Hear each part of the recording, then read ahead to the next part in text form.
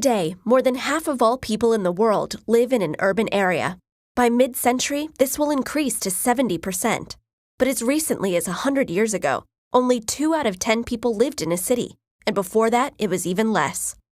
How have we reached such a high degree of urbanization, and what does it mean for our future? In the earliest days of human history, humans were hunter-gatherers, often moving from place to place in search of food. But about 10,000 years ago, our ancestors began to learn the secrets of selective breeding and early agricultural techniques. For the first time, people could raise food rather than search for it, and this led to the development of semi-permanent villages for the first time in history. Why only semi-permanent, you might ask? Well, at first the villages still had to relocate every few years as the soil became depleted.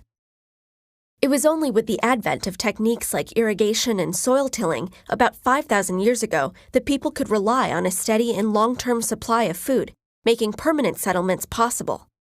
And with the food surpluses that these techniques produced, it was no longer necessary for everyone to farm. This allowed the development of other specialized trades and, by extension, cities. With cities now producing surplus food as well as tools, crafts, and other goods, there was now the possibility of commerce and interaction over longer distances. And as trade flourished, so did technologies that facilitated it, like carts, ships, roads, and ports. Of course, these things required even more labor to build and maintain, so more people were drawn from the countryside to the cities as more jobs and opportunities became available. If you think modern cities are overcrowded, you may be surprised to learn that some cities in 2000 BC had population densities nearly twice as high as that of Shanghai or Calcutta.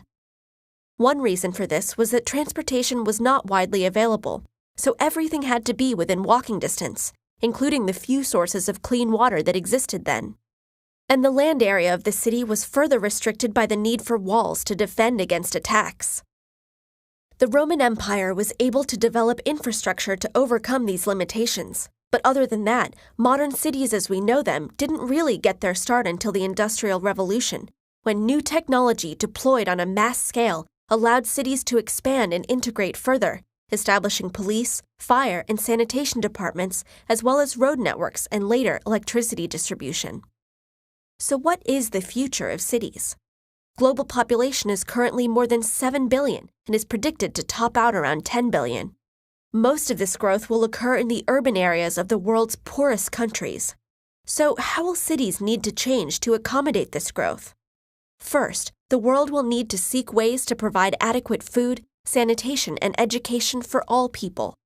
Second, growth will need to happen in a way that does not damage the land that provides us with the goods and services that support the human population.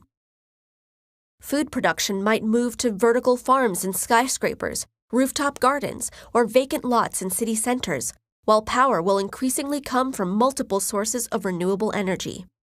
Instead of single-family homes, more residences will be built vertically.